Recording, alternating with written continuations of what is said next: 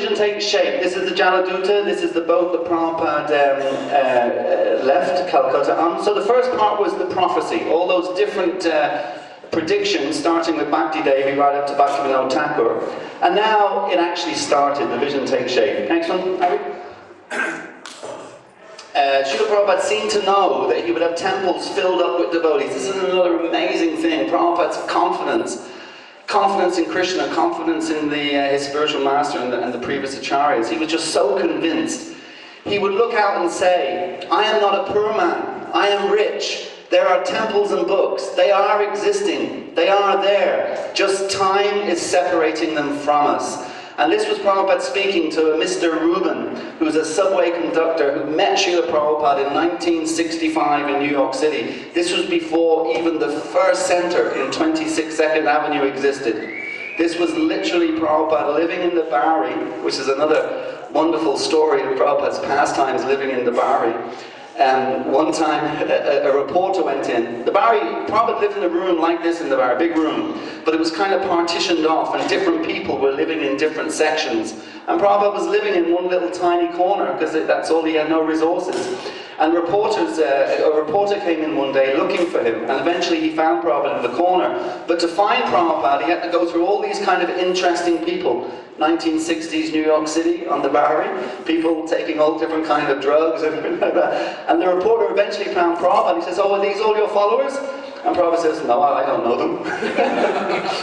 But this was before there was anything at all. And this is what Prabhupada said. Time is separating. There will be loads of temples, there will be loads of books, and of course that's exactly what's happened. Okay, now this is establishing ISKCON, that there were 5 key steps to establishing ISKCON. One was the actual founding of the institution under the name of ISKCON, and even that, how many people in the room run their own business? And how many of you who run your own business have a legal structure set up, a company set up to do that? So just half a dozen or so of you. So you'll know what goes into that. Every year you have to produce annual returns, and the accountants and this and that. There's so many regulatory bodies that you have to satisfy, and health and safety and all of those kinds of things. Srila Prabhupada was 70 years of age. He had never been outside of India.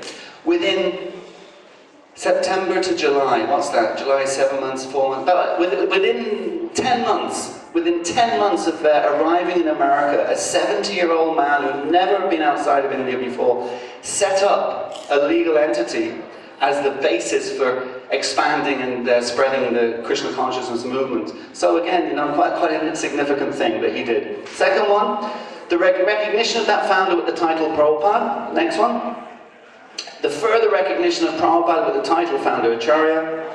Next one. The establishment of the Governing Body Commission, which was the entity that Prabhupada established to succeed him. And the next one, the acquisition of land at Shriram Mayapur, which would be the world headquarters and construction location for the temple of the Vedic Planetarium. Okay, next slide. So I've already mentioned that, within a year Prabhupada did that. And why did he do that? Because this is another interesting thing. It's not that Prabhupada wanted to set up ISKCON or wanted to set up some legal entity and all the headaches that go with that. It was simply as a vehicle to help to deliver pure love of God to suffering humanity. And that example has been taken from all the previous acharyas.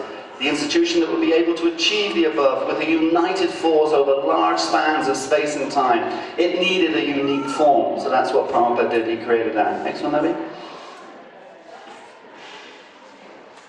And this is just interesting that Srila Prabhupada, when he had left, he was writing back to his godbrothers back in India, and this was one of the things he said: I am one of the workers of the Gaudiya Math. The Gaudiya Math was the institution set up by Srila Prabhupada's spiritual master, Srila Bhaktisiddhanta Saraswati Thakur. And he says, I'm just one of the workers of the Gaudiya Math. I have no ambition of becoming the proprietor of any math or mandir. So he wrote that to one of his godbrothers. Next one, maybe. Just start a branch of the Shri Chaitanya Math, or designate the branch as New York Gaudiya Math. So Prabhupada was wanting to do that. He was wanting to just designate what he was setting up in New York as part of his spiritual master's institution back in India. I'm prepared to accept any condition for your cooperation in order to achieve this, okay? And then it didn't happen. For one reason or another, it's a long way away, India, and communication in those days not so great, and different reasons it didn't actually happen. So Prabhupada then explains, so far as my starting a separate organization known as the International Society for Krishna Consciousness, it was inevitable because there was no cooperation. I'm still prepared to accept this cooperation in any condition. Next one, Nani. So that was in 1969. Now this forwards us to 1977, and this is what Prabhupada instructed his disciples to do.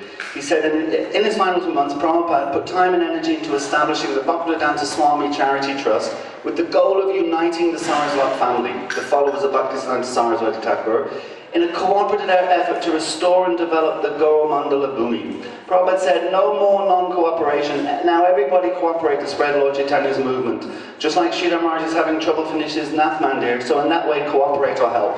So this mood of one